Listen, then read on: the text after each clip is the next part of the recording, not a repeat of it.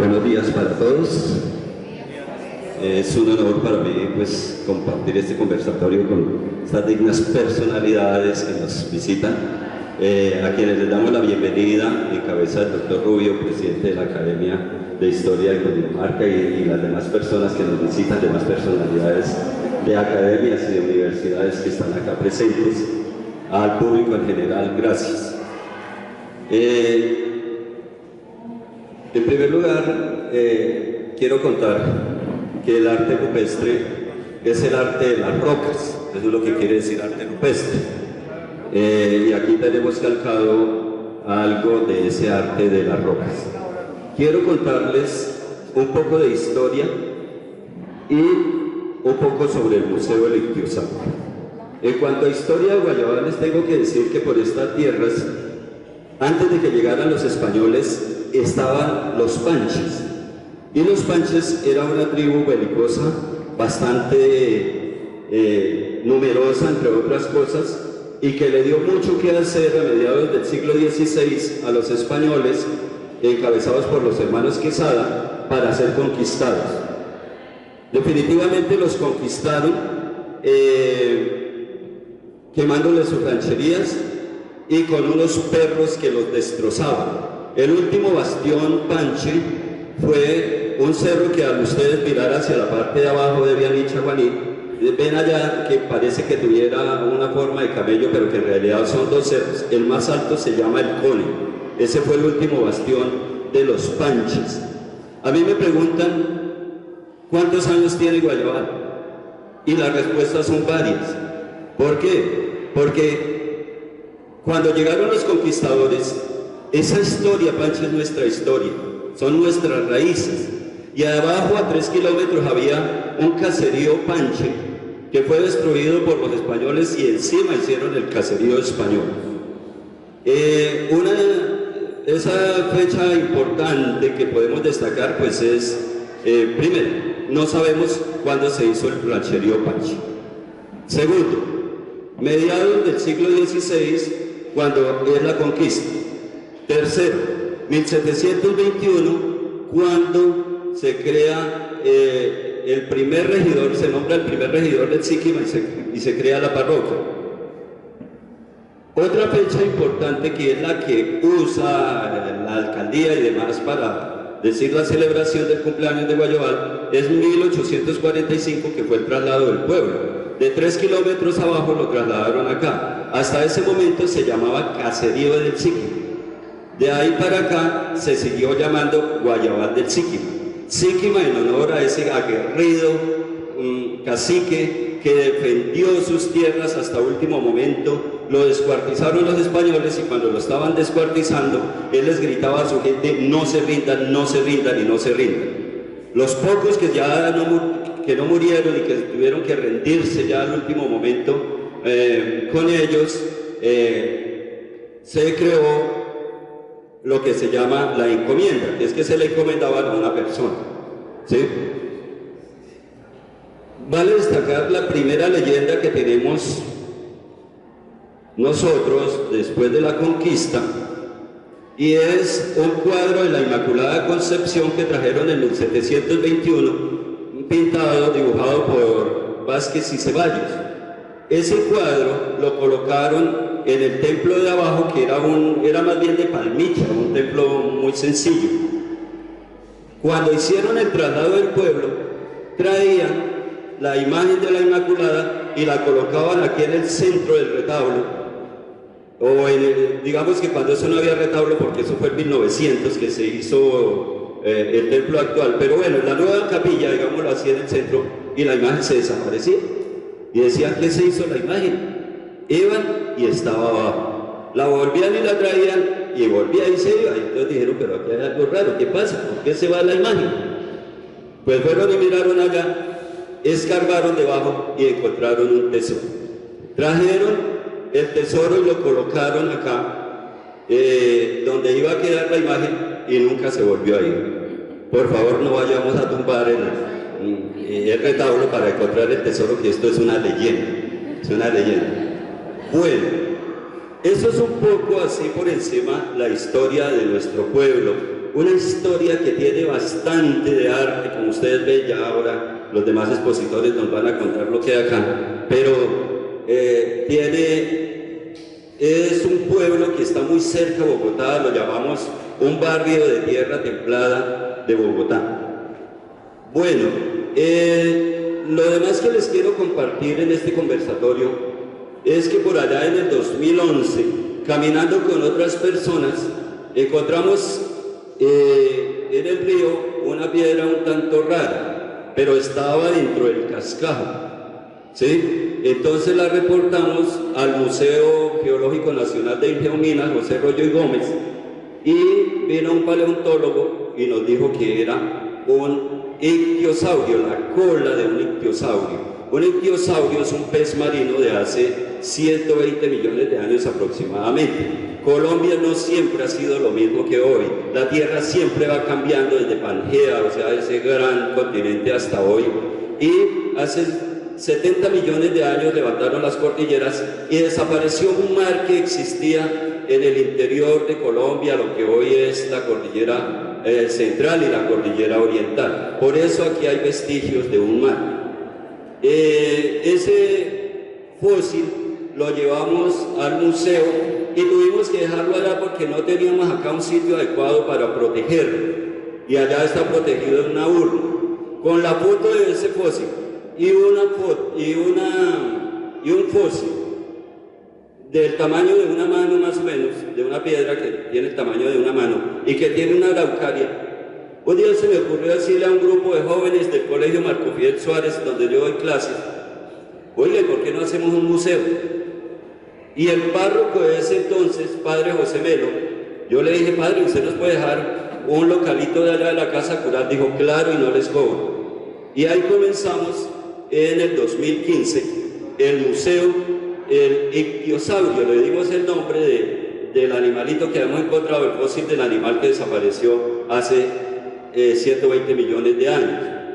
Y si ustedes miran ese museo, hoy tiene una parte paleontológica, tiene una parte arqueológica, tiene una parte histórica y tiene una parte turística. Y lo importante, lo que yo quiero resaltar de este trabajo del museo es que hemos logrado apasionar a muchos jóvenes con esto de la paleontología, de la arqueología, de la historia. Eso para nosotros como educadores es muy importante, haber logrado que jóvenes y niños y niñas del Colegio Marco Fidel Suárez se hayan vinculado y estén trabajando en el Museo del Ictiosaurio. Esto para nosotros es importantísimo, me parece que es lo fundamental. Estamos en esta misma Casa de la Cultura, en la parte de abajo al entrar, el salón de la izquierda entrando. Ese es nuestro museo. A las personalidades que nos visitan, les invito a que lo visiten más tarde para que sepan lo que hay allí, porque tenemos ya muchas piezas valiosas, tanto paleontológica como arqueológicamente. Entonces, pues darle la gratitud al Comité de Cultura que me permite intervenir en este conversatorio. Agradecer a quienes nos visitan, al público que se encuentra, muchas gracias. Esto es cultura. Como ustedes ven, estamos pocos, pero somos con fortaleza, y nosotros somos los llamados también a contagiar de cultura a todo el mundo, a todas las personas. Muchas gracias, muy amables y bienvenidos nuevamente. Gracias a usted, profesor Bernal, y licenciado en Filosofía, por su aporte y por su apoyo a la cultura. A continuación, la intervención del arquitecto Ricardo Palacios, presidente del Consejo de Cultura del municipio. Buenos días. ¿Se escucha? Claudio. Si quieres hablar usted más bajo.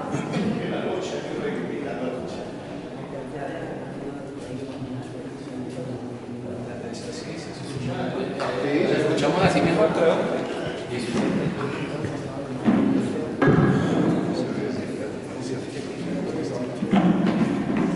Bien, ustedes ven aquí hecho una recolección de piezas que son el verdadero tesoro de Guayabal, de la región.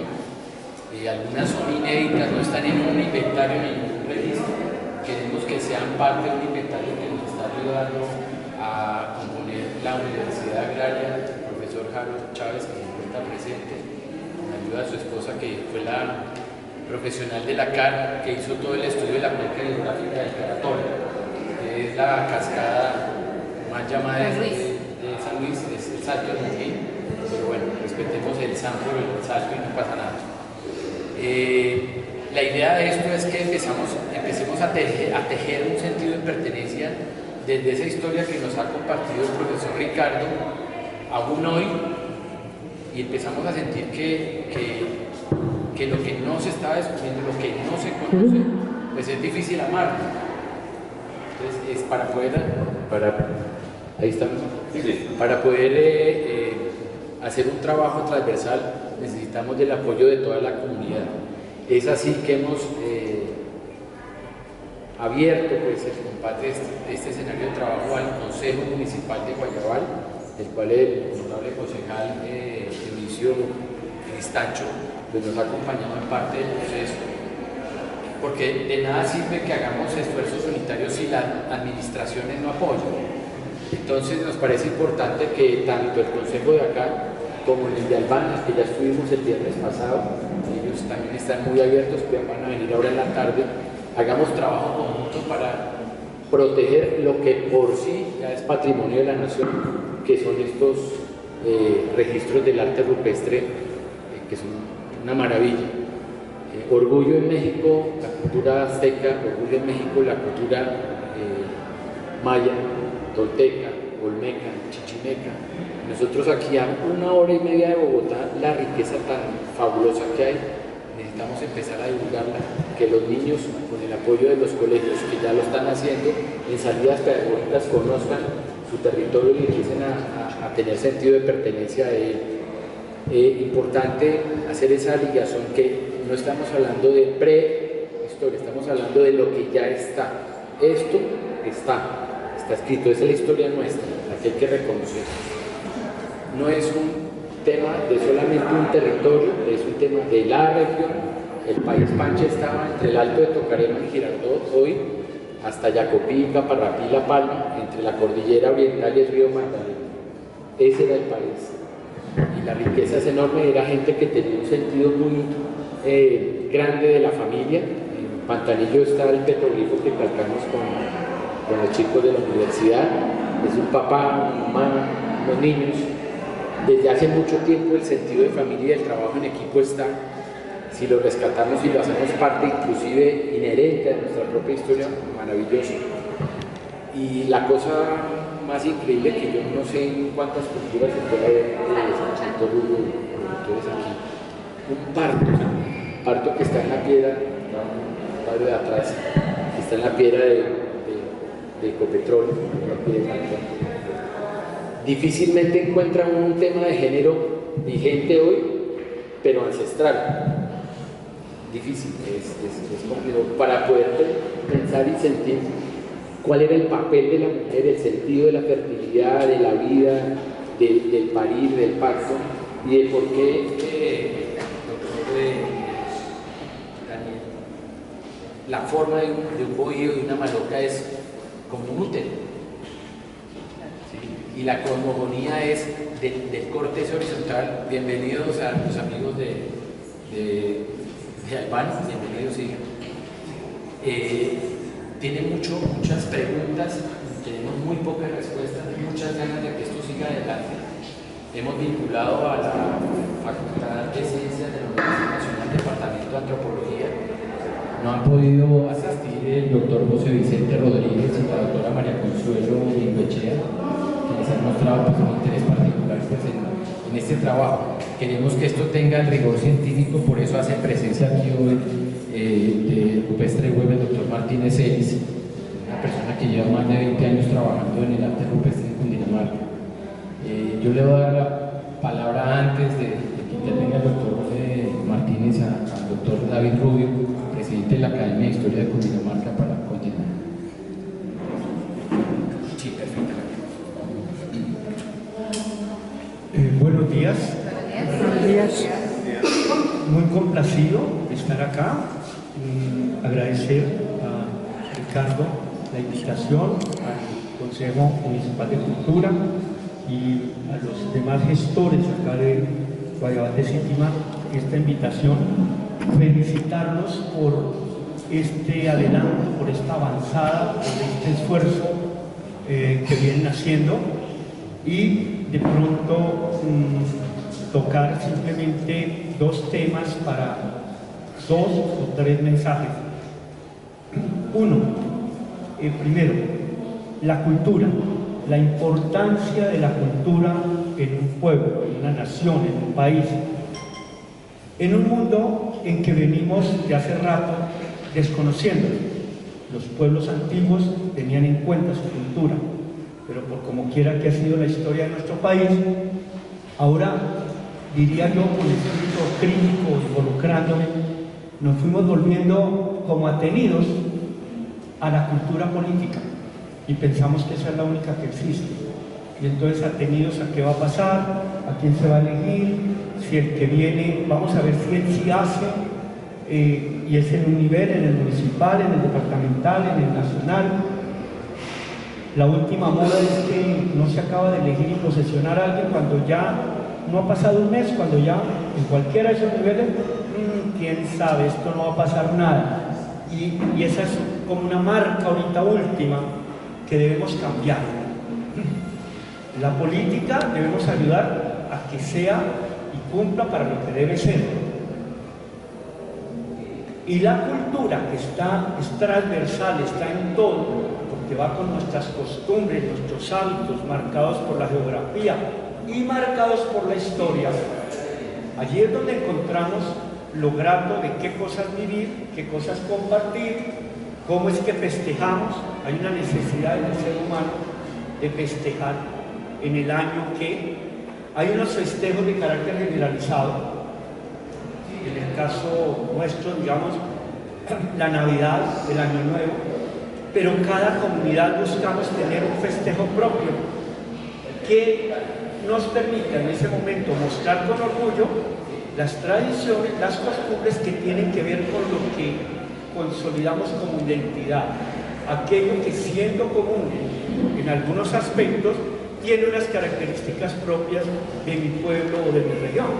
Y por eso es que encontramos que cada pueblo tiene, hoy en día se llaman las ferias y fiestas, pero en el campo cultural es mucho más rico y más amplio de lo que normalmente vemos en un programa de ferias y fiestas organizado porque le toca a la alcaldía y porque le toca al comité de ferias y porque le toca. La cultura es mucho más amplia, ¿no? Es esa sensibilidad por la música, por el arte, por la danza, por la poesía, la literatura, tantas expresiones. Entonces, esa es una primera anotación y con ese y un mensaje de que entonces pongámosle cuidado a lo que tiene que ser, a lo que tiene que ver con la cultura que reside en todos nosotros, incluyendo cuando las personas salidas de la comunidad ejercen un papel, como el concejal que nos acompaña hoy, y que a quien le agradecemos mucho, y ahora le decía, ese reto que le toca a él de ser interlocutor aquí, porque en un mundo en que hemos como separado, ¿no? Es que esto, usted que hace acá si esto no es político, o usted que hace acá si esto no es cultural, no, todo hace parte de la vida de una comunidad. Y entonces tenemos es que saber qué cosas, en qué espacios se resuelven y cuáles son las de la vivencia todas nuestras. Entonces, en ese sentido, es ese mensaje. Y ahí reitero el reconocimiento y alabo este esfuerzo que se está haciendo de recuperar, de mirar atrás para ver cuáles manifestaciones culturales han estado aquí presentes para retomarlas y poder sumarlas a esto que es afianzar identidad. El segundo aspecto, y de ahí vendrá también una recomendación, es hacer conciencia de la importancia de la historia. Casi que no hay día que no sintamos esa necesidad, pero es de esos temas también dejado de lado solo cuando llegan ciertos momentos. Entonces hay la necesidad de celebrar, y pasa en familia o pasa a nivel de una comunidad como la de un municipio. ¿Y cuál es el día del municipio? ¿Y cuál es ese día que va a celebrar y que hay que poner la bandera y que hay que hacer esto y hay que hacer de todo como manifestarse? Y entonces se empieza a mirar en la historia. La historia es importantísima y es a su vez, valga la redundancia, importante la de cada lugar. Tenemos que saber enlazarla y entonces saber entender cuál es la historia nacional, la historia patria, cómo estamos unidos a ella, pero fuera de eso, cómo es nuestra historia, rica en qué personajes, en qué hechos, en qué cosas de la región. Esa historia es la que nos permite entender el hoy. Bueno, qué es lo que ha habido atrás, por qué somos, cómo somos, de qué venimos, de dónde venimos, por qué las costumbres que tenemos, por qué las particularidades. Entonces, la historia es un factor, es un tema súper importante.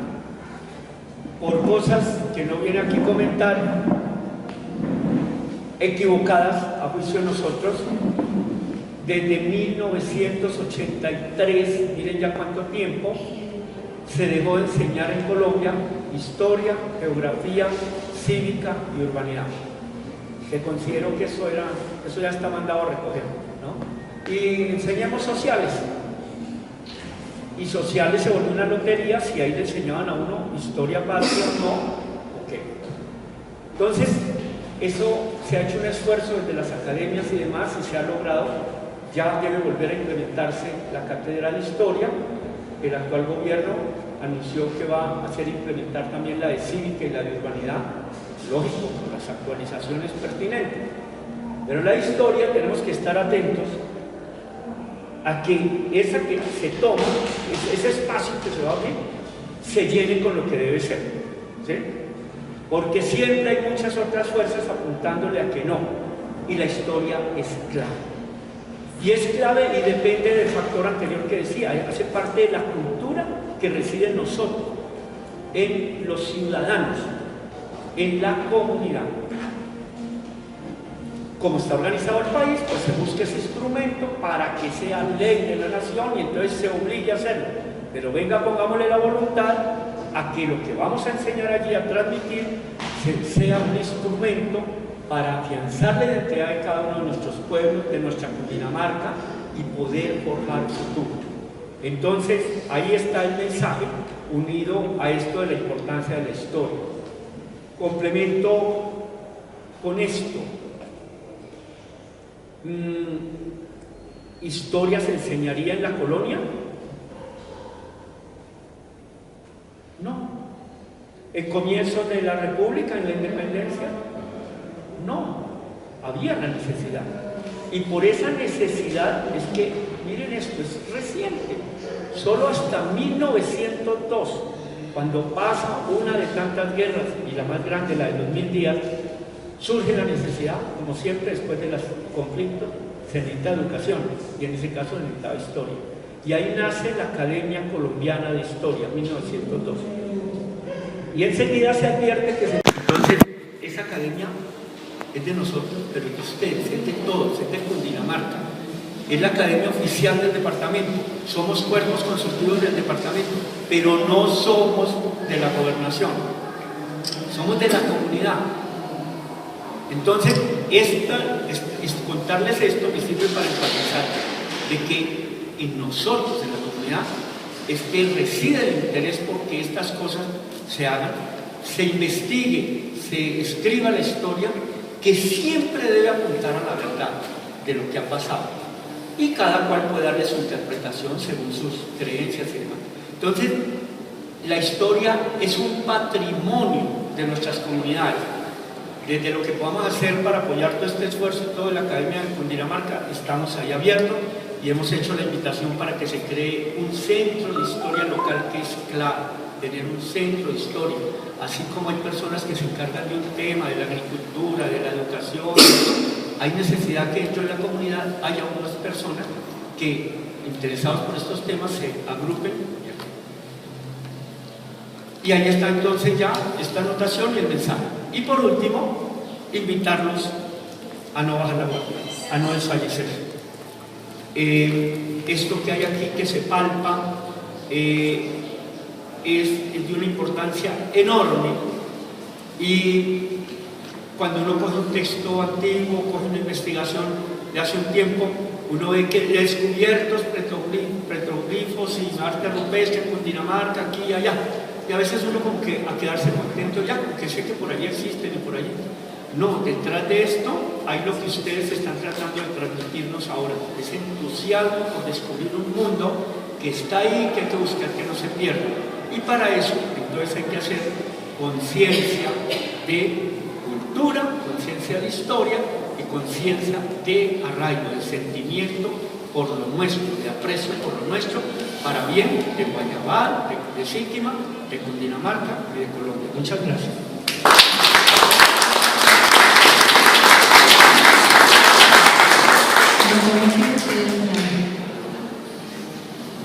Buenas tardes. Bueno, mi nombre es Diego Martínez. Soy investigador de arte rupestre, pues autoproclamado, digámoslo así, porque desde hace 25 años me he dedicado, digamos, en un ejercicio paralelo a mi profesión como diseñador gráfico, a recuperar parte de toda esta memoria que compartimos, especialmente aquí en Cundinamarca. Hoy pues me encuentro gratamente sorprendido y quiero agradecer primero que todo la invitación de Ricardo, de encontrar un municipio en el que yo no sabía, ya en la segunda semana que se organiza, y finalmente esto que podría parecer algo como eventual, unas piedras que aparecen en el paisaje y que posiblemente estén perdidas en la mayoría de los casos en las fincas y que muy poca gente conoce, realmente hacen parte de un patrimonio cultural, pero no por ser esas piedras grabadas, sino porque somos una comunidad que la estamos reconociendo. Y en este caso, lo que está sucediendo hoy aquí en Guayabal de Síquima ejemplifica y hace realmente, le da valor al concepto de patrimonio, porque el patrimonio, esas piedras no tendrían ningún valor si no hubiera una comunidad que la estuviera reconociendo. Entonces, somos la gente, somos las comunidades, somos las personas las que le otorgamos este valor, y por lo tanto es una relación doble entre el objeto y el sujeto que está interpretándola, relacionándola, valorándola y sobre todo como resaltándola para que haga parte de la identidad de un territorio, como puede ser municipal, departamental, pues regional, etc. En este orden de ideas, pues sí quiero resaltar también que el concepto de patrimonio, como les digo, trasciende la materialidad, y no podemos simplemente pensar que estas piedras, que sí son muy interesantes, muy importantes, que tienen un lenguaje muy antiguo, que también fueron hechas por personas como nosotros, que tenían otra forma de pensar y que tenían su propio lenguaje, del que desafortunadamente ya no contamos con la tradición para poderlo como descifrar, ¿no? Sabemos, normalmente son figuras abstractas, geométricas, rombos, espirales. Para nosotros, digamos, nos cuesta mucho entender, pero para ellos tuvo que haber sido parte de su lenguaje cotidiano, algo que tenían muy imbricado, digamos, en su concepción del ser, pero sobre todo tiene que haber sido una construcción intelectual muy, muy elaborada, y también de una tradición muy antigua que podría trascender los 2.000, 3.000, 4.000 años. No sabemos exactamente aquí en Cundinamarca cuándo se hicieron estos petroglifos. Creemos que podría ser, digamos, de los Panches, como bien se habla acá, pero los Panches fueron unos grupos caribes que llegaron no hace más de 1.200 años a esta zona. Antes de eso, aquí existieron otros grupos, que digamos, en el argot arqueológico se habla de los grupos Herrera, y algunas investigaciones que se han hecho, especialmente en mesitas del colegio, parece que relacionan la hechura de algunos de estos petroglifos con esos grupos anteriores a los Panches, o sea que estamos hablando de hace 1.500 años, 2.000 años, y no sabemos exactamente quién los elaboró. Cuando llegaron los españoles no hay ninguna crónica que hable de que ellos vieron a los indígenas haciendo estos petroglifos, entonces puede ser algo muy antiguo. Yo no quiero pues desvirtuar la idea del petroglifo Panche, porque finalmente sí estamos en una región que podemos identificar arqueológicamente como Panche, aunque no necesariamente se relaciona con unos grupos específicos, porque como les decía, esto puede ser una tradición durante 5.000 años se pudieron haber hecho estos petroglifos, además porque tenemos tanto tanto que tuvo que haber sido una tradición muy extendida en el tiempo. Quisiera ahora, digamos, redondear un poquito que cuando hablamos también del patrimonio, y en este caso del arte rupestre, estamos hablando de que se considera un patrimonio arqueológico. Es decir, son evidencias del pasado que nos dan la posibilidad de entender a partir de su estudio, especialmente el estudio arqueológico, cómo fue ese pasado. Pero cuando vemos la ley, normalmente se habla de que el patrimonio es el petroglifo. Yo he venido desde hace ya varios años, a partir de mi tesis en maestría, tratando de incorporar el concepto más amplio de sitio con arte rupestre que trasciende el grabado mismo. O sea, el grabado no está solo, el grabado está dentro de una piedra, está inscrito en una piedra, y la piedra a su vez está en un paisaje, está en un entorno que también le da significación, porque cuando llegamos a los sitios vamos a ver que la piedra está relacionada de pronto con otras piedras del lugar que no necesariamente tienen petroglifos, pero de pronto también está orientada con un cerro, de pronto está cerca a un río, a una quebrada, y posiblemente la idea de mantener o de mirar el territorio desde la piedra y viceversa, es decir, cuando llegamos a la piedra y tratamos de mirar cómo se relaciona con el entorno, empezamos a ampliar el concepto, no solamente el concepto, sino también el ámbito de la gestión de este patrimonio, porque es importante entender que el patrimonio finalmente tiene que ser gestionado, es decir, tiene que ser manejado, tiene que ser valorado y administrado por alguien, porque finalmente nos encontramos en una sociedad organizada que requiere ponerse de acuerdo a través, digamos, de las leyes y las normas sobre cómo vamos a conservar estos objetos. Hoy en día nos vemos abocados a una gran cantidad de cambios, especialmente en las fronteras urbanas que van ampliando, se van haciendo carreteras, hay infraestructura, hay minería, fronteras agrícolas que van cambiando, y todo eso está poniendo en riesgo este patrimonio. O sea, yo entiendo que finalmente esto que estamos hoy haciendo también es un llamado de atención para la valoración social, la visibilización más amplia, para que entre todos empecemos a comprender que tenemos esto y que tiene un valor, y que entre todos también pongamos un granito de arena para su conservación. A partir, digamos, de este concepto de sitio con arte rupestre, que es, como les digo, es ampliar mucho más ese concepto, implica generar unas áreas de protección que trascienden la piedra misma, para que posiblemente y en el futuro podamos llegar a tener, por ejemplo, unas áreas arqueológicas protegidas, y que bajo esa figura, por ejemplo, se establezcan unas rutas o, ¿por qué no?, unos parques arqueológicos que funcionen como unos entornos también de valoración, de activación patrimonial y un recurso que le sirva a las comunidades, porque también estamos viendo que, bueno, las piedras son muy bonitas, están ahí, pero ¿qué hacemos con ellas?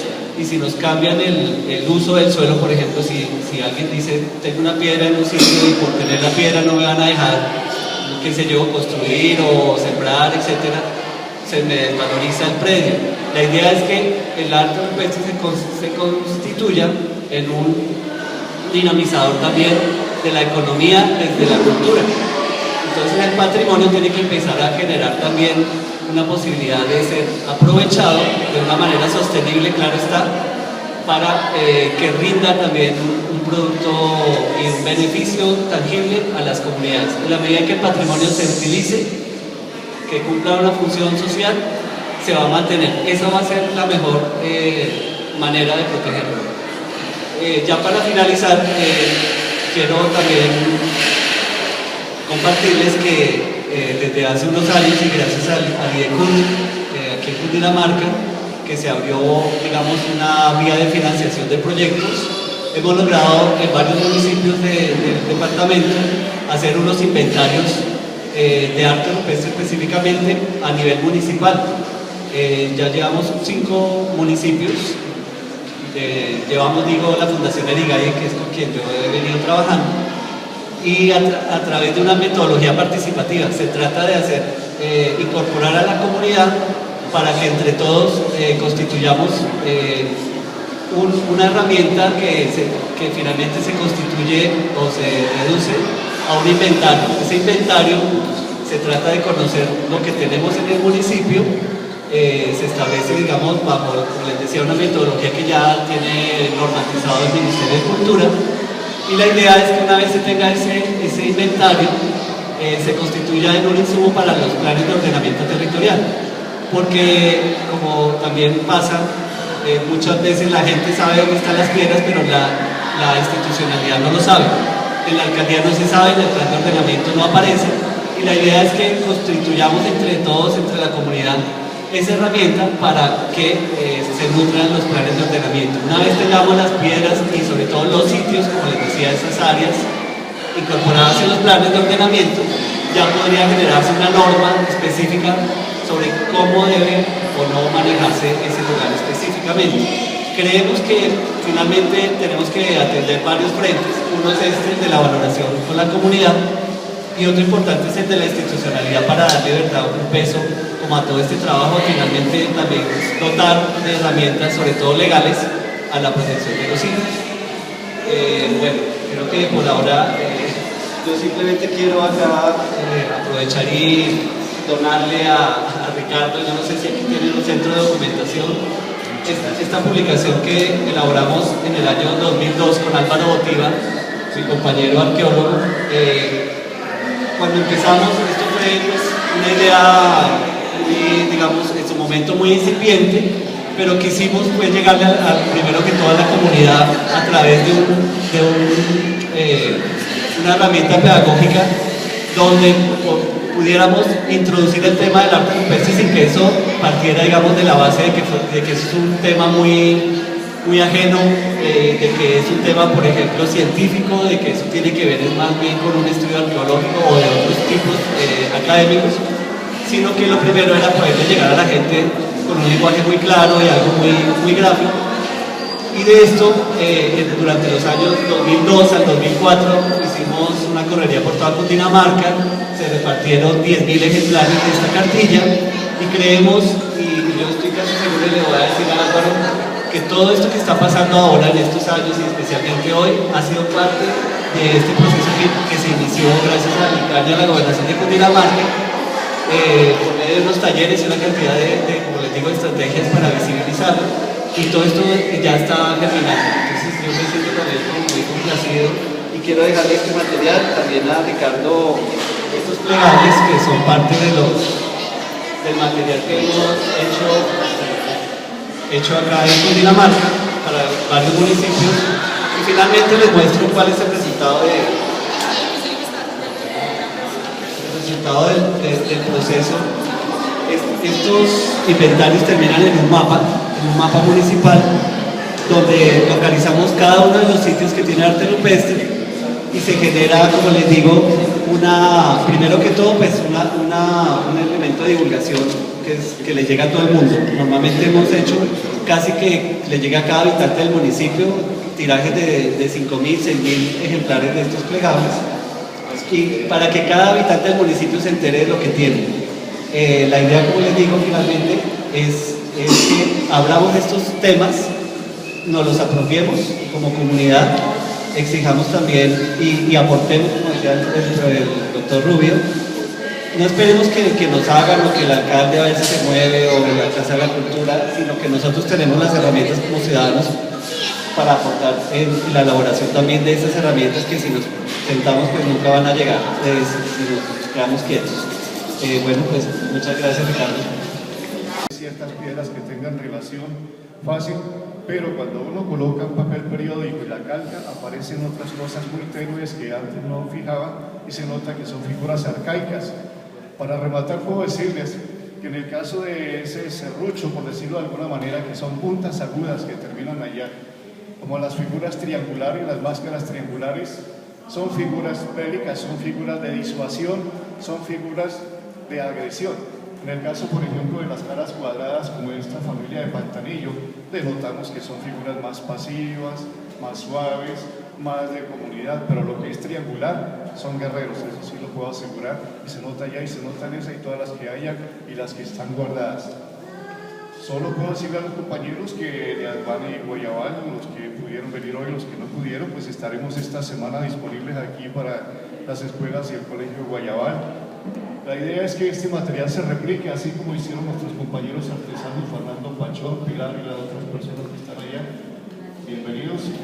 Para que este trabajo de patrimonio artístico, histórico, cultural se replique a través del arte, a través de la artesanía. En el caso de los chicos del colegio y escuelas, es para que se elaboren 2 dibujos. Ellos deben traer un cuaderno y un lápiz de toda la geometría que hay acá, escoger unos elementos para el año entrante, replicarlas a través de elaboración de cometas y todo eso, para que les vaya quedando lo que es la conservación del patrimonio, para que cuando lleguen allá como dirigentes del municipio, concejales, alcaldes, etcétera, sepan que hay un arraigo.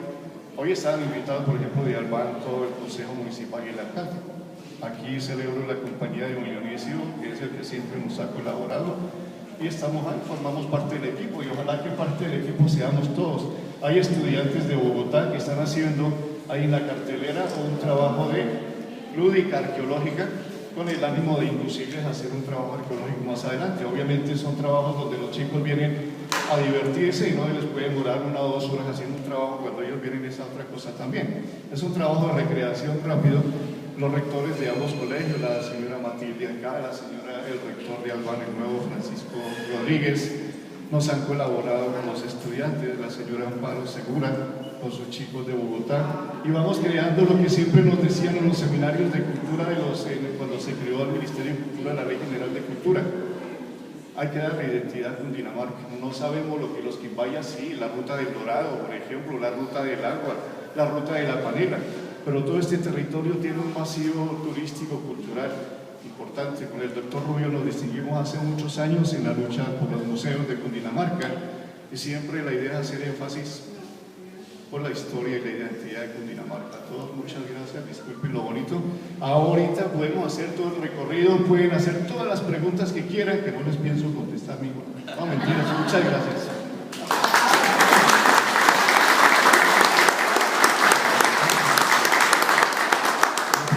El doctor Andrés Vela es una persona enamorada de los caminos reales, y se echó encima una aventura quijotesca, pero sobre todo lo invitamos porque siempre los caminos reales, queramos o no, están insertos en una historia de los caminos de intercambio prehispánicos, de la conquista de la colonia. Eran las autopistas 4G que hablábamos de la época.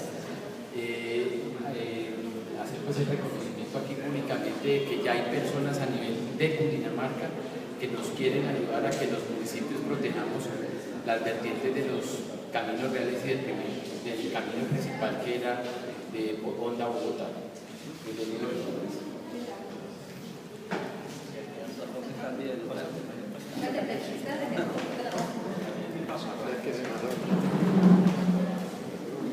Por la maleta no se está mal rayada. Sí, claro, hay problema. Buenos días todavía, ¿no? Muchas gracias por esta invitación. Realmente estoy muy contento, muy complacido. Es gratificante saber que aquí hay personas que se preocupan por estos temas, que estos temas no les resultan indiferentes. Y eso ya es un plus, necesariamente. El hecho de que se hagan este tipo de actividades en este tipo de escenarios, ya ustedes los distingue de entrar de la indolencia normal que nos ha identificado frente al patrimonio cultural. Y es que definitivamente Colombia siempre ha estado de espaldas a su patrimonio, a tal punto que lo hemos abandonado por muchos años. Por supuesto que uno también piensa que en Colombia siempre ha existido un conflicto, y ese conflicto que lleva 50 años, curiosamente, irónicamente, ha salvaguardado buena parte del patrimonio, precisamente evitando que aquellas personas interesadas en apropiárselo pues no ingresaran a ciertas áreas, y se crearon un tipo de reservas arqueológicas en ciertas partes del país. Ahora la circunstancia ha variado fundamentalmente.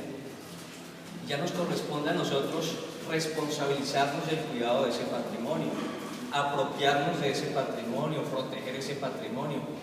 Y hay una serie de personas que vienen trabajando decididamente en eso, definitivamente, y yo hasta ahora me entero que esa cartilla es de ustedes, y los felicito realmente, porque yo la leí, quedé realmente sorprendido de la elaboración de esa cartilla y el trabajo también logrado que ustedes hicieron. O sea, y la quería conseguir y les escribí cosas porque me parece que es un buen trabajo, es una buena iniciativa y me parece que es un excelente regalo el que hoy nos hacen y el que le hacen al doctor Ricardo. Creo que esas iniciativas son las que van a marcar la diferencia y esas iniciativas van a ser a procurar esos cambios que se necesitan para que nosotros nos apropiemos de ese patrimonio y lo defendamos. Yo soy básicamente caminante, soy por supuesto abogado, he sido profesor de historia, pero básicamente soy caminante, soy senderista, he recorrido cantidad de trochas, de caminos por Cundinamarca y por Bogotá. Y a propósito de eso me han surgido múltiples inquietudes y múltiples amores. Y uno de esos amores apasionados e incondicionales ahora es el Camino Real de Honda. Por supuesto, la cantidad de caminos y la red de caminos es infinita en Cundinamarca y en todo el país. Tenemos una cantidad de caminos reales construidos a propósito de los senderos que marcaron los aborígenes en Colombia, en lo que en esa época no era Colombia, por supuesto, en lo que era este territorio antes de la presencia española. Los aborígenes tenían un sentido de orientación único y se orientaban fabulosamente y sabían por dónde tenían que desplazarse. Los españoles lo que hicieron fue apropiarse de esos caminos indígenas y aborígenes y trazar sus propias rutas a partir de ello. Luego los aborígenes les hicieron buena parte de todo el trabajo. Por supuesto que también los españoles tenían un método bien singular para trazar sus caminos y era lanzar las mulas. Ellos decían, por donde va la mula, por ahí podemos avanzar, porque la mula tiene un sentido de orientación único. Y efectivamente los ingenieros de la época se servían de las mulas para trazar las rutas y los senderos. Es curioso, pero una mula difícilmente se caía en un camino así estuviera muy empedrado o fangoso. Tiene una capacidad de equilibrio, una fuerza. Es decir, deberíamos incluso levantarle una estatua a la mula y poner esa estatua de la mula al lado de la vera del camino, porque lo que le debe estos países y esta tierra a la mula es infinito, por supuesto. Al caballo por ejemplo, porque la contribución de la mula a la ingeniería pues, es fabulosa. Entonces, si uno empieza a analizar el camino y los caminos y se enamora de la historia de los caminos, se está enamorando al mismo tiempo de la historia de la patria, de la historia de los ancestros y de la historia de los aborígenes, sangre que nos corre por nuestras venas. Y eso es lo bonito de correr, de recorrer Cundinamarca y Bogotá en este caso, a través de todas sus trochas, desechos, caminos, senderos, y ver esa magnificencia que nos rodea, ese entorno tan espectacular, lleno de valles, de montes, de montañas, de colinas, de ríos, de quebradas, de cascadas. Es una riqueza infinita que no tiene ningún otro país. Ningún otro país. Aquí se concentra el 10% de la biodiversidad del planeta. Y la geografía y la topografía de este país es única. Yo en los grupos y los recorridos que he hecho, que son también acompañados y van extranjeros, y ellos me dicen, oiga, es que yo no puedo creer los colores de esta tierra. Y me dicen, yo soy español, yo soy alemán, yo soy francés, yo soy italiano. Allá la tierra es totalmente plana. Allá los colores son monocromáticos. Y me decía hace poco un muchacho, me decía, allá todo es café. Pero acá uno ve esas tonalidades, esos verdes, esos rojos, esa cantidad de plantas, esa cantidad de fauna, esa cantidad de insectos, y uno no sabe ni para dónde mirar. Y lo que nos sucede es que como nosotros nacimos acá y nos han criado acá, no somos conscientes del entorno ni de la riqueza del entorno. Y esa es la gran ignorancia que nosotros tenemos y que nos acompaña. Ignorancia de la cual se han desprendido ya muchas de esas personas que están trabajando en este tema, como los que vienen trabajando en los petroglifos y se han dado cuenta de la riqueza de estos petroglifos y de estas piedras y por qué de la importancia de protegerlos. Los europeos sí saben la importancia de esto y por mucho tiempo algunos pocos con malas intenciones se apropiaron de ese patrimonio hasta que Colombia cayó en cuenta y y adquirió conciencia de la importancia de la protección de ese patrimonio. Y ahora cada día más somos más conscientes de ello y ahora lo protegemos con más celo del que lo protegimos. Recuerden ustedes, por ejemplo, el tesoro Quimbaya, que está en el Museo de América de España. El presidente Holguín, me corregirá el profesor David Rubio, pero lo regaló. Había una diferencia con las fronteras de Venezuela y entonces la reina nos sirvió de árbitro y el presidente Holguín, en recompensa, sin tener atribuciones legales, se lo regaló a los españoles. Es un tesoro fascinante, espectacular, unas estatuas quimbayas únicas que en el Museo del Oro causarían sensación. Nos están reclamando el galeón y habría que ver hasta qué punto tenemos que llegar a un acuerdo. Ahorita está el presidente de España acá precisamente para hablar sobre ese tema. Pero el tesoro Quimbaya es una joya única, internacional, es que es fascinante. Son unos sacados, unos caciques, unos elaborados con una técnica súper especial. Entonces fíjense cómo hemos dejado que nos expolien, nos saquen. ¿Por qué? Porque hemos sido totalmente indolentes con el patrimonio. Y yo por eso los felicito a cada uno de ustedes, los felicito hoy el día de hoy, solo por el hecho de estar aquí presentes, escuchando estas charlas y estas conferencias, porque ustedes están dispuestos a hacer ese cambio que se necesita, que no es político, debe ser una iniciativa ciudadana, pero celebro la presencia del concejal. Ojalá estuviera aquí todo el consejo y ojalá estuviera el señor alcalde, no sé si está, pero ojalá estuviera, porque es que este es un trabajo conjunto de todos y es un esfuerzo mancomunado y tenemos que hacerlo y tenemos que trabajar en conjunto. Pues por esos amores y esas pasiones es que me di a la tarea de rescatar el Camino Real de Honda, inspirado también en el esfuerzo de una luchadora incansable que ha sido Marielita Borges, que se ha esforzado muchísimo por rescatar ese Camino Real de Honda, y yo quiero también trabajar pues, enfocado en ese propósito. Ya se presentó una acción popular para salvar el Camino Real de Honda que está marchando en el Tribunal Administrativo de Cundinamarca. Tenemos una audiencia de pacto de cumplimiento el 21 de septiembre, que es un viernes. La idea pues es hacer presencia ese día, pero desde luego también hablar con las autoridades locales, sus alcaldes. Yo no puedo creer que los alcaldes hayan respondido a algunas de la demanda diciendo no, ahí está el camino, pero realmente no nos interesa mucho, palabras más, palabras menos, nos oponemos a las pretensiones del demandante. No tiene sentido. Los que deberían liderar este proceso en buena parte también son los alcaldes, las autoridades locales y departamentales. No se les va a quitar un solo peso, porque es que ya la plata está. La plata es el 4% de la sobretasa de la gasolina. Eso ya está por ley. Lo que ustedes tienen que cuestionarse y cuestionarle a sus autoridades es a dónde se está mandando esa plata y ese dinero. Porque el 4% de la sobretasa de la gasolina está destinado a la protección de los caminos reales, fíjense ustedes. ¿Y por qué el Camino Real de Honda me obsesiona? Para no extenderme demasiado. Ese camino real fue el camino más importante de la Nueva Granada, luego convertido en República de Colombia, durante 300 años. Desde que lo construyeron, porque se vio la necesidad, Gonzalo Jiménez de Quesada no entró por el aeropuerto El Dorado, ni entró en barco, a él le tocó, fue por trocha, abriendo caminos, se le murieron la mayoría de todos sus acompañantes. Eso no fue fácil, eso no fue sencillo. Se murieron de enfermedades, de la picadura de mosquitos, del enfrentamiento con tribus, de hachazos, de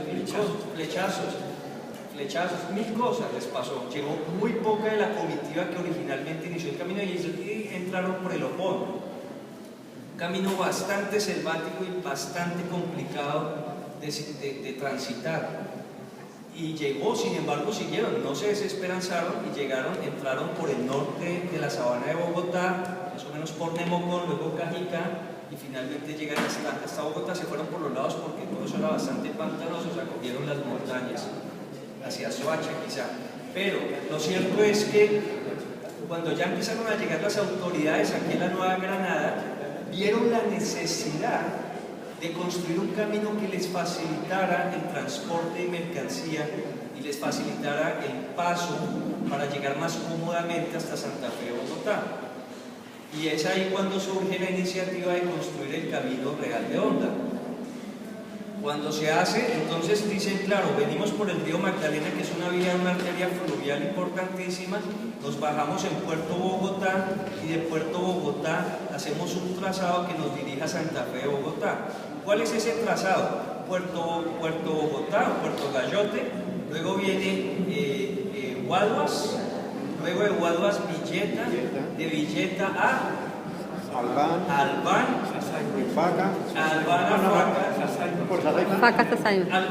algún tramo pequeño. Ahí hay una discusión, puede ser ¿cierto? Sasaima, Albán, Sí, hay un pedazo. Facatativá y Santa Fe, Bogotá. Fíjense que por ahí va toda la ruta del Camino Real de Honda. Guaduas, Villeta, Sasaima, Albán y Faca. Facatativá hasta Santa Fe, Bogotá. ¿Cierto? Sí. Y ese es el Camino Real. ¿Quiénes han transitado aquí parte del Camino Real? Por favor, alcen la mano. Por ahí partes. Ok. Por ahí partes. ¿Algún fragmento, por lo menos, del Camino Real? Sí. La idea es poder dar una montaña en el camino.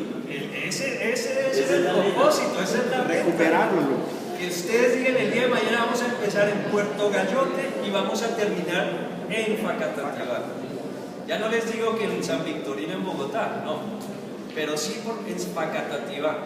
Y es un camino de 3-4 días, puede hacerse en 3 días perfectamente.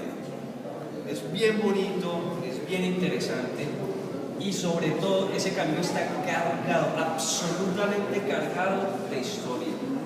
Cada una de sus piedras, si las piedras pudieran hablar, ¿qué nos dirían, no, profesor? Claro. Cada piedra que nos diría que por ahí transitaron los virreyes, que por ahí transitaron los presidentes de Colombia, que por ahí transitó Mutis, el sabio Mutis, que por ahí transitó Humboldt, porque por ahí transitó Humboldt, que por ahí transitó Simón Bolívar, Manuelita Sáenz.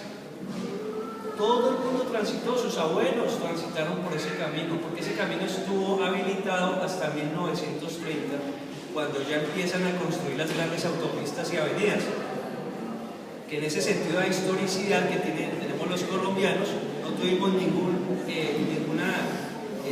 agüero de pasarlas por encima del Camino Real de Honda. En otro país se hubiera discutido eso, aquí se discutió. Aquí las construyeron y buena parte del Camino Real de Honda está debajo de las autopistas, pero todavía sobrevive mucho de su empedrado. ¿Por qué estoy hoy con esta pinta? Porque ayer hice Camino Real de Honda entre Facatativá y hasta Pantanillo, antes de venir acá. Todo el día ayer estuve en eso, y entonces haciendo como todo el circuito y levantándolo, referenciándolo con GPS para tener certeza de esa ruta, tomando fotografías. ¿Y qué encuentra uno? Piedras que no aparecen, piedras que han quitado para construir otro tipo de edificaciones, de pronto las bases de alguna casa, piedras sueltas por ahí a un lado y al otro del camino, y uno queda sorprendido de que no haya ese sentido de conciencia, de pertenencia, y lo han ido cerrando. Es un camino que tiene perfectamente 7 metros, como Camino Real, 7 metros de anchura, pero hay ya sitios donde ni siquiera aparece, donde ya es un potrero. Pero yo felicito a las autoridades de Albán, no sé si fueron exactamente ellas o quién o la comunidad, porque hay un tramo de Albán, del cementerio para abajo, que está en perfecto estado. Hasta el Copetrol, está hermosísimo. Está muy bien, y se ve que le han hecho mantenimiento y hay alguien que está como pendiente de quitarle la hierba. ¿Por qué el Camino Real de Honda? Por toda esa historia. ¿Por qué hay que proteger el Camino Real de Honda? Por muchas razones, muchísimas. Entre ellas, también, y no hay que descartarlo, lo decían muy bien acá, que es otra de las razones de proteger el patrimonio, incentivar el turismo. Le hablé a un turista francés que lleva viviendo acá en Colombia hace 4 años y es un gomoso de las caminatas y un gomoso de las salidas y un gomoso de Colombia. y le dije, oiga, existe un camino que se llama el Camino Real de Honda, que usted puede iniciar en Honda y terminar en Facatativá, dura 3 días. Me dijo, dígame dónde, cómo, dónde empiezo y dónde termino, porque me voy el próximo fin de semana. Así están las cosas. Los europeos, es que si no lo conocemos nosotros, pues los europeos en ese instante menos. Pero en el momento en que empecemos a divulgar el Camino Real de Honda, les aseguro que los extranjeros van a empezar a llegar acá con sus mochilas a recorrerlo desde Honda hasta Facatativá. Y se van a quedar en las posadas que estén a la vera del camino, como lo suelen hacer que aquí lo mencionaban, en el Camino de Santiago. Fíjense que el Camino de Santiago es un trayecto de la Vía Regia, que es la que cruza toda Europa. Son los caminos empedrados de 1500 años construidos por el Imperio Romano, ¿no? Y está en perfectas condiciones. Allá no hay piedra que le falte, allá no hay absolutamente nadie que lo esté deteriorando ni lo están desvalijando. Ellos tienen más sentido de la historia y protegen mejor su patrimonio. Pero los europeos saben de la importancia de eso y con seguridad el día de mañana van a estar acá recorriendo todos estos caminos, conociendo todos esos caminos, visitando todos estos pueblos, y eso va a dinamizar la economía también de todas estas poblaciones que se han visto fuertemente afectadas por muchas razones. Albania en particular por la variante, es un municipio que ya no tiene ni siquiera ingresos. Todo eso también hay que considerarlo, que si no nos mueve el amor y la pasión por proteger el patrimonio, al menos que sepamos que a la larga eso también nos va a beneficiar de otra manera, y por eso también tenemos que protegerlo. Les agradezco muchísimo. Yo podría extenderme aquí horas y horas hablando del Camino Real de Honda, porque es un tema que me fascina. Los invito a que lo recorran, a que lo hagan, a que lo conviertan en un plan familiar, que todos puedan recorrerlo y conocerlo mejor, y ojalá el próximo año se pudiera organizar acá en el tercer encuentro un espacio solo dedicado, por ejemplo, entre los caminos reales. Sería buenísimo, sería genial. Nos comprometemos con eso además. Sería genial. Muchas gracias por la invitación, mi amor.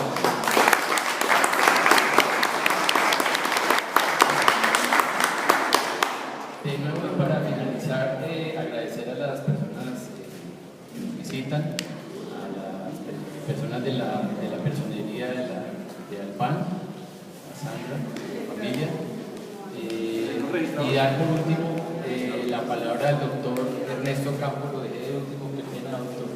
Él es miembro activo de la Academia de Historia de Cundinamarca y a su vez presidente de la Casa de Historia de Zipaquirá, Centro de Historia. Entonces, invitados a finalizar, hay unas piezas inspiradas en el arte rupestre que hemos visto, son souvenirs. Está la arquitecta Nancy Ayala, que lleva con esto mucho tiempo también trabajando. Ella se inspiró en todo lo que hemos visto del arte rupestre. Quien quiera llevar, pues, hablar con ella, o Pómpita, nuestra piedra está por aquí. También igual, tenemos souvenirs inspirados en lo que hemos visto. A ustedes muchas gracias, entonces los dejo en compañía del doctor Ernesto Campos. Muchas gracias, Ricardo. Bueno, pues, buenas tardes para todos.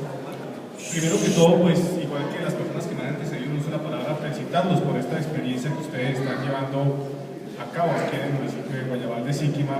Yo sí quisiera, en esta intervención final, dejarles también un mensaje, o compartir un mensaje frente al concepto de la cundinamarquesidad y la identidad.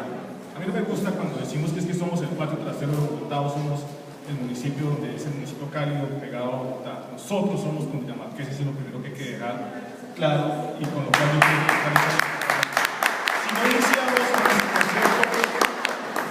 con el concepto y nos hacemos respetar frente a las circunstancias históricas, legales que nos unen a Bogotá, no vamos a poder generar una conciencia de cundinamarquesidad, no vamos a poder generar esa teoría de Cundinamarca que siempre hablaba Roberto Velandia. Él hablaba de un deslinde cultural e histórico de Cundinamarca, y desde luego por eso los felicito, insisto, por esta iniciativa tan importante.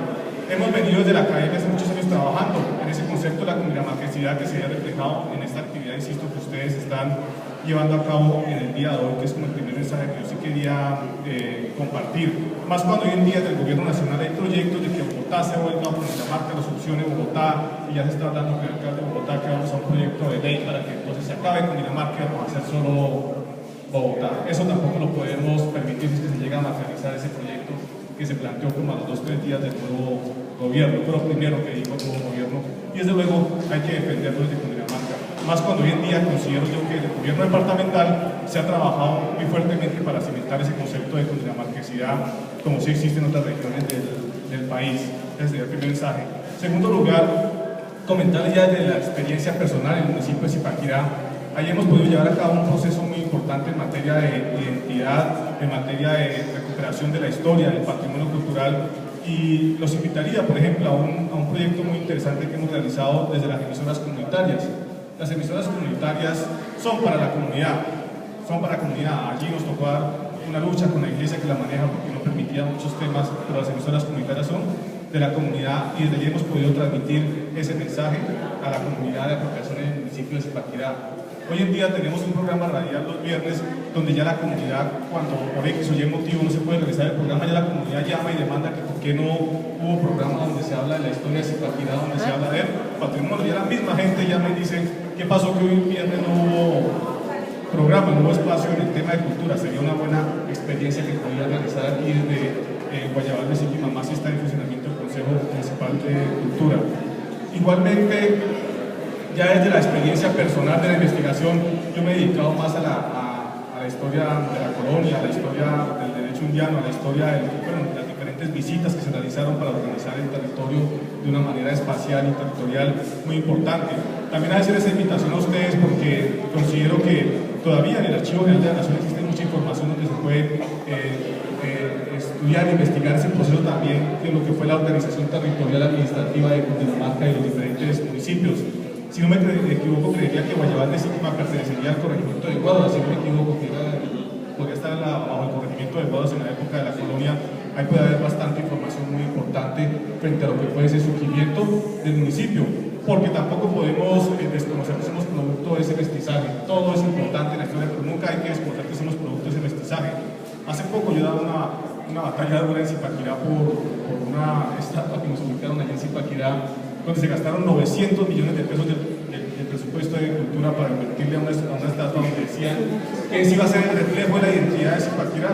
Una escultura donde no se hizo un estudio histórico previo, una escultura donde fuimos al Consejo Municipal y el escultor nos dijo, ay, ya el alcalde me va a contratar para una escultura de los comuneros, ahí sí les voy a pedir asesoría histórica para ver si no me equivoco, o sea, él mismo se develó que ni siquiera tenía la investigación. Pero frente a ese tema, el comentario va encaminado a que frente a ese aspecto vale la pena también tener como valioso que la misma comunidad se apropie de esa historia, porque la misma comunidad es la que la conoce, la que la siente, la que la ama, la que la defiende, porque muchas veces pensamos en la gente de afuera que venga y nos enseña la historia de nuestros mismos municipios cuando ese no es el objetivo. Desde luego existen personas que se preocupan por ese tema, pero también ese mensaje que quería dejar hoy en el día de hoy frente a esas experiencias que hemos vivido en otros municipios y en especial en Zipaquirá, desde donde yo vengo. Desde luego también, insisto, esa búsqueda de información en el Archivo General de la Nación, los diferentes archivos que pueden dar muchas luces sobre los orígenes de los municipios, de lo que decía, no podemos desconocer ese mestizaje. Y si uno va a España y está en Zipaquirá, está en Nemocón, está en Cogua, en cualquier municipio se va a sentir en la misma ubicación geoespacial y en la misma distribución del territorio, que también es algo muy importante para investigar, desde luego sin dejar atrás esa labor que ustedes prestan. Habrá municipios que tienen más influencia de una historia anterior a la conquista que una posterior, pero por eso es lo que vale la pena luchar, insisto, para conservar ese concepto de cundinamarquesidad y lo que decía el doctor Andrés que me antecedió, que sea también un eje del turismo y de la economía a través de los pueblos y de su patrimonio cultural. Entonces, pues nuevamente felicitarlos e incentivarlos a seguir trabajando y ojalá que puedan seguir trabajando y desde luego desde siempre con el apoyo de nosotros, desde la Academia de Historia de Cundinamarca, en lo que podamos servir a Guayabal de Siquimamá. Y mil felicitaciones por ese trabajo tan importante, que ojalá que un día lo podamos ver también publicado, que es muy importante. Si no se publica, tampoco es muy complicado difundir, ojalá haya ese apoyo, porque lo fundamental también son las publicaciones. Pues insistir, entonces felicitarlos nuevamente y agradecerles por la oportunidad hoy, Ricardo. Muchas gracias.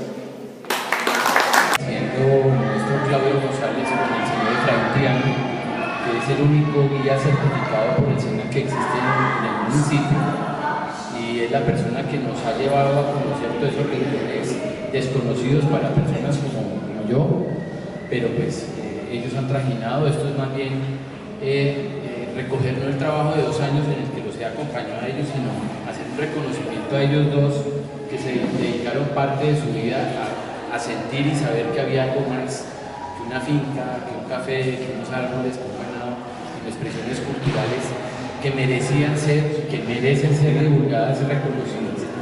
Frente al tema del patrimonio, hay que decir que la ley 367 per se, o sea, por sí misma, cualquier piedra que esté grabada, ella misma ya es patrimonio y no necesita ninguna declaración. Una declaración que me hizo el doctor Álvaro esta mañana. Esto lo digo porque es simplemente saber que existe. Lo que hablaba Diego es el entorno, es la magia que tiene, lo que tiene esa gente. Experimentamos la última vez con Efraín, Janet, con Claudio, en el calco de la máscara del señor de Manoa, que así le hemos denominado, una fuerza vibracional que te compartí ahora, increíble, en la finca de la familia Spitia, sitios de una vibración. La explicación física, yo no sé, clínica, llegamos ahí, calcamos todos felices, ¿no? Llegamos en los carros porque no llegamos por caminar, íbamos solamente a eso, terminábamos y era como si hubiéramos corrido 2 maratones agotados, todos, indistintamente. Ahí hay algo que va más allá de ese ejercicio de la circunscripción de una legislación, de reconocer una historia. Yo lo que considero es, esto es lo que también somos nosotros que no sabemos que somos, ¿sí? Trascendencia, conocimiento, sabiduría, armonía. Con esta pequeña introducción para decirles a los señores concejales y a las familias de los concejales de Albania y de Guayabal que de la mano juntos, como decía el doctor Rubio, podemos hacer un salto cuántico, que se reconozca estos territorios como el eje de desarrollo principal, ya no de lo que ya sabemos que se hace y se sabe hacer por años, sino de esto que desconocemos y que es nuestro. Les doy la palabra al maestro Claudio González. Antes de cederle la palabra al maestro Claudio González, quiero hacer 2 invitaciones. Una es que cuando terminemos el evento, los invito a que hagamos un recorrido para hacer la observación de todos los calcos. Y la otra es invitarlos a estas 2 mesas de exposición con la artesanía de arte rupestre. Al doctor Diego, muchísimas gracias por su ilustración. Esperemos que Guayabal de Siquima esté inventariado para que podamos nosotros desde OT dar pues, como la pelea para que culturalmente Guayabal de Siquima sea reconocido. Muchas gracias por el sentido de pertenencia y bueno, doy la palabra al maestro. Buenas tardes. Desde aquí los veo muchísimo mejor. Quiero ser breve para no cansarlos porque sé que ya está, miren. Es en cuanto a la exposición, pero primero que todo un saludo para todos, darle la bienvenida a los amigos de Albania y paisanos, a don Jorge Fierro, las personas que han trabajado con nosotros en ocasiones, funcionarios de la alcaldía de Albania aquí presentes. Otros no podrían venir por sus labores porque en Albania hay un bingo en el colegio en este momento y obviamente tiene que saber que son padres de familia. Voy en concreto a lo primero, la exposición que ustedes ven de fotografía es el complemento de lo que está grabado. Obviamente estamos calcando, pero estamos, lo que decía él al comienzo, tomando la reseña fotográfica de las piedras en el lugar, las montañas, etcétera, etcétera. Lo que está expuesto acá, eso viene de México junto con un calendario maya allá al otro lado, obviamente para reforzar lo que viene de Mesoamérica y el avance tecnológico del arte rupestre también de México. En este caso es una piedra de sacrificio, un Huaxicali, repetido con diferentes técnicas pictóricas para darle un refuerzo a todo esto. En cuanto a la exposición, lo que quiero decirle es que es mucho lo que hay aquí, pero no es todo lo que está allá por fuera del callejón, en el rincón. Tuvimos que seleccionar, obviamente, para no abigarrar la exposición. Vienen cosas de mucho tiempo que están guardadas para el inventario, pero ya se puede decir que tenemos un inventario visual, material, que estará disponible para consulta de la comunidad en el Parque Rincón de los Dioses. No sé dónde queda, pero ustedes sí deben saber. Las fotografías, hay una parte que vienen de Europa. Queríamos hacer un símil de lo que hemos dicho siempre. En Europa, esas piedras que estorban son turismo y riqueza para ellos, ya las podemos ver las piedras miliarias del Imperio Romano, especialmente en Bretaña y África, donde iban extendiéndose, iban señalizando las carreteras para el avance rápido de los ejércitos. Hoy día están guardadas en vitrinas. Las runas vikingas también se pueden apreciar allá, guardadas en vitrinas para que la gente las fotografíe. Hoy día esas piedras miliarias del Imperio Romano en España conducen a la peregrinación de Santiago de Compostela. Les agregaron la concha venera, que es la propia de los turistas jacobinos que van a ese peregrinaje a Santiago, y se distingue a la gente. Hay tiendas de artesanías, que es una industria allá. Aquí tratamos de impulsar, nosotros simplemente somos pioneros para que las personas que vienen detrás, que eso vendrá en masa. Lo que uno dice es que ojalá sean guayabalunos o albaneses los que se tomen ese emporio turístico, como trata de hacer Jairo Prieto en el caso de Albán, que con quien hemos trabajado también el arte rupestre. La revista que nos regaló aquí el amigo, ahí pueden encontrar la máscara que está allá a la izquierda con el caso de Álvaro Botiva, fue hace 18 años, y se encuentra como complemento de los mapas que están allá, que son donados para el museo. Ahí ya se encuentra Guayabal de Síquima, también referenciado por este trabajo que se hizo hace 18 años en la finca de la Concordia. Decía Álvaro Botiva en ese momento: Claudio, si quien observa allá, esa zona debió ser muy habitada, escarba y verás que encuentra cerámica, y preciso, habían unos restos de cerámica. Ellos lo saben por qué. Pero en cuanto a la exposición, puedo decir algo muy sencillo. Hay piedras como la que está a mi espalda, los cantos. Aquí podemos notar un serrucho, pero ese serrucho es cortado por una canaleta que viene allá arriba y coincide con ese triángulo ahí y forma una serpiente.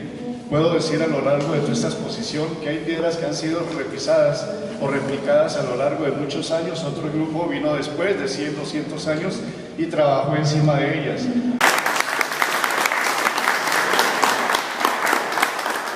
Con esta intervención agradecemos su presencia. Esta es la casa de ustedes, esta es nuestra historia. Aquí apenas unos quijotes de reconocer que hay mucho por hacer por el municipio, y recuerden que el futuro de Colombia y de la región es el turismo, es su cultura y es su gente. Muchas gracias.